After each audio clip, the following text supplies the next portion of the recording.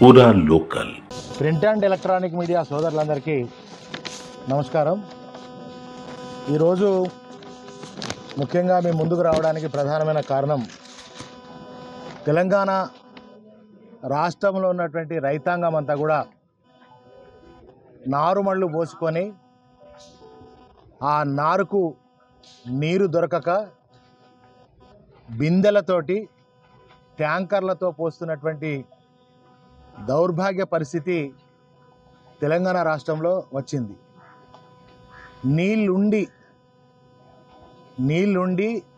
నీళ్ళు ఇవ్వలేని అసమర్థ ప్రభుత్వం కారణం చేత ఇవాళ పంటలన్నీ కూడా ఎండిపోతూ ఉన్నాయి. ప్రభుత్వం ఏమో మొద్దు నిద్రపోతూ ఉంది. రైతాంగం ఒక దిక్కు నీళ్లు లేక అల్లాడి పంటలు ఎండిపోయి ఇబ్బందులు పడుతూ ఉంటే మరి ప్రభుత్వం కనీసం సోయి లేకుండా స్పందించకుండా ఇదే కాళేశ్వరం దగ్గర ఇవాళ దాదాపుగా 98,000 క్యూసెక్ల నీళ్లు వృధాగా పోతున్నాయి.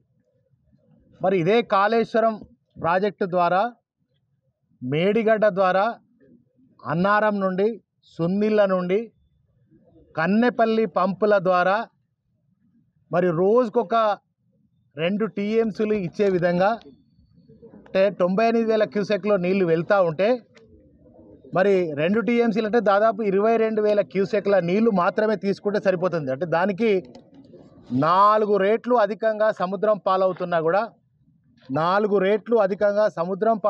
కూడా ఇవాళ సోయి లేని ఒకవేళ ఆ నీళ్ళు ఇస్తే మేడిగడ్డ ద్వారా కాళేశ్వరం నీళ్ళు ఇస్తే మళ్ళీ కేసీఆర్ గారికి ఏడ పేరు వస్తుందనో రైతుల మీద పగబట్టి ఇవాళ రైతుల పాలిట కాలయముడైండు ఇవాళ రేవంత్ రెడ్డి. మరి ఇదే కాలం చేయకపోయినా కాళేశ్వరమే పెద్ద దిక్కు అనేటువంటి విషయాన్ని అర్థం కాక ఈ రేవంత్ రెడ్డి ప్రభుత్వం మరి ఇవాళ కాళేశ్వరం ప్రాజెక్టు నిర్లక్ష్యం చేయడమే కాకుండా ఇలా కూలిపోయిందనేటువంటి మాటలు మాట్లాడుతూ రైతాంగం మీద కాంగ్రెస్ ప్రభుత్వం కక్ష పూనింది, కుట్రపూని ఇవాళ రైతాంగానికి నీళ్ళు ఇస్తలేదు. మరి ఇదే మేడిగడ్డ, అన్నారము, సొందిళ్ళ, కన్నెపల్లి పంపుల ద్వారా, నంది పంపుల ద్వారా గాయత్రికి వదిలితే ఆ గాయత్రి ద్వారా మిడుమానేరుకు పోతే ఎల్ఎండికి వస్తే ఆ మిడుమానేరు నుంచి అన్నపూర్ణ, రంగనాయక సాగరు, అదేవిధంగా కొండపోచమ్మ, అదేవిధంగా బసవాపూర్ వరకు నీళ్ళు ఇచ్చే అవకాశం ఉంది. నీళ్ళు ఫుల్ ఉన్నాయి, నీళ్ళు అక్కడేమో ఫుల్ ఉన్నాయి. లిఫ్ట్ చేయలేనటువంటి అసమర్థ ప్రభుత్వం కాంగ్రెస్ ప్రభుత్వం. అంతేకాకుండా ఆనాడు గౌరవ ముఖ్యమంత్రి, తొలి ముఖ్యమంత్రి కేసీఆర్ గారు ఒకవేళ బాబ్లీ ద్వారా మహారాష్ట్ర ద్వారా నీరు రాకపోయినా, నీరు ఎస్ఆర్ఎస్పి నిండకపోయినా ఎస్ఆర్ఎస్పి పునరుజ్జీవ పథకాన్ని ప్రారంభం చేసుకొని ఇదే గాయత్రి ద్వారా వరద కాలువ ద్వారా ఎస్ఆర్ఎస్పీలకు నీళ్లను వదిలి అక్కడి నుంచి కాకతీయ కెనాల్ ద్వారా రాష్ట్రానికంతా నీళ్ళు ఇచ్చే అవకాశం ఇప్పుడు కూడా ఉంది. ఇవాళ కూడా 98,000 క్యూసెక్ల నీళ్లు సముద్రం పాలవుతున్న అసమర్థ ముఖ్యమంత్రి ఇప్పటికైనా కళ్ళు తెరువు. ఇవాళ రైతుల పట్ల మీ పగ, మీ కక్ష వీడండి. ఏదైనా కక్షనో పగనో తీర్చుకోవాలనుకుంటే మా బీఆర్ఎస్ నాయకుల మీద మీరు ఈ యొక్క కక్షనో కుట్రనో చేయండి తప్ప మీరు రైతుల మీద ఇప్పటికైనా ఆ కక్ష వీడాలని చెప్పి తెలియజేస్తూ, అంతేకాకుండా మరి కేసీఆర్ గారు ఉన్నప్పుడు 24 గంటల కరెంట్ ఉన్నది, నీళ్లు full, current full, Rythu Bandhu full. కానీ ఇవాళ ఏమైపోయింది, లో వోల్టేజీతో ఇవాళ నేను పొద్దుగాలనే ఈనాడు పేపర్లో చూసిన లో వోల్టేజీతో మరి మా లక్షిందేపల్లి గంగాధర మండలం లక్షిందేపల్లి అనేటువంటి గ్రామంలో లో వోల్టేజ్తో మోటార్ కాలిపోతే ఆ మోటారు రిపేర్ చేయలేనటువంటి పరిస్థితులలో రిపేర్ చేసి చేయలేని పరిస్థితితో ఎండిపోతేనే రైతు పాపం ఆయన బిందెతో నీళ్లు పోసుకుంటున్నటువంటి పరిస్థితిని లో వోల్టేజ్ మోటార్లన్నీ కాలిపోతున్నాయి. ఈ మోటార్లన్నీ ఏడిగిపోతున్నాయి. మళ్ళీ అంటే మోటార్ రిపేర్ షాపులకు పోతున్నాయి. ఈ 9.5 ఏళ్ల పాటు మోటార్ రిపేర్ షాపులన్నీ బంద్ అయినాయి. ఎందుకంటే 24 అవర్స్ నాణ్యమైనటువంటి విద్యుత్ ఇచ్చిండు కనుక బ్రహ్మాండంగా కరెంటు సప్లై అయింది. ఇవాళ కరెంటు లేని పరిస్థితి వచ్చేసింది. మరి అంతేకాకుండా ఎరువుల కోసం, విత్తనాల కోసం మరి ఇవాళ మళ్ళీ రైతులందరూ ఇట్లా రోడ్ల మీద నిలబడేటువంటి పరిస్థితి వచ్చింది.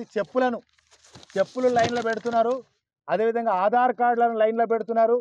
మరి ఇవాళ వాళ్ళ ఐడెంటిటీ కార్డులన్నీ కూడా లైన్లో పెట్టి ఎరువుల కోసం నిలబడేటువంటి దౌర్భాగ్య దరిద్ర పరిస్థితి ఈ కాంగ్రెస్ ప్రభుత్వం తీసుకొచ్చింది. అంతేకాకుండా ఒక రైతు బిందెతో నీళ్లు పోస్తున్నది చూడండి. ఇది ఎంత బాధగా ఉందంటే రైతన్న గోస, రైతన్న బాధ, రైతన్న ఆక్రోశం.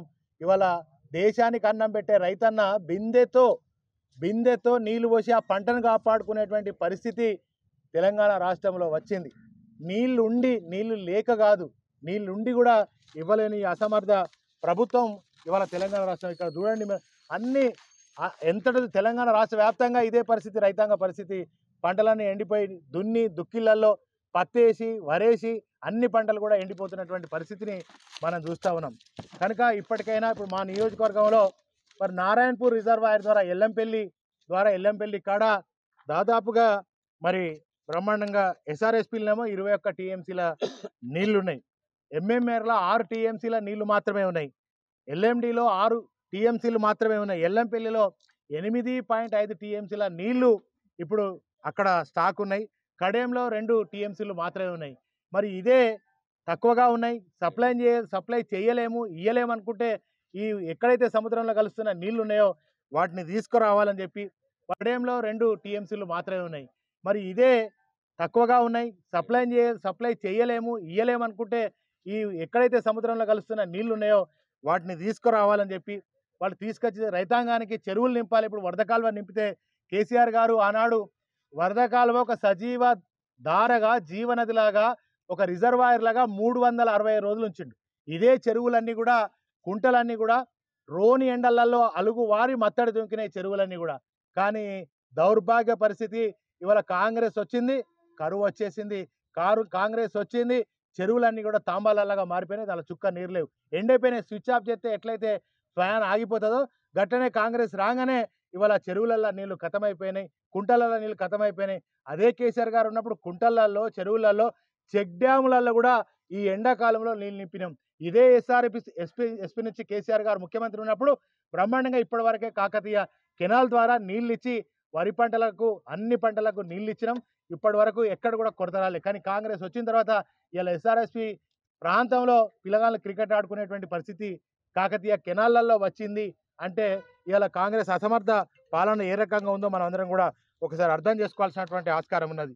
కనుక కాంగ్రెస్ ప్రభుత్వాన్ని నేను ఒకటే డిమాండ్ చేస్తా ఉన్నా, ఇవాళ నీళ్లు తక్షణమే విడుదల చేయండి.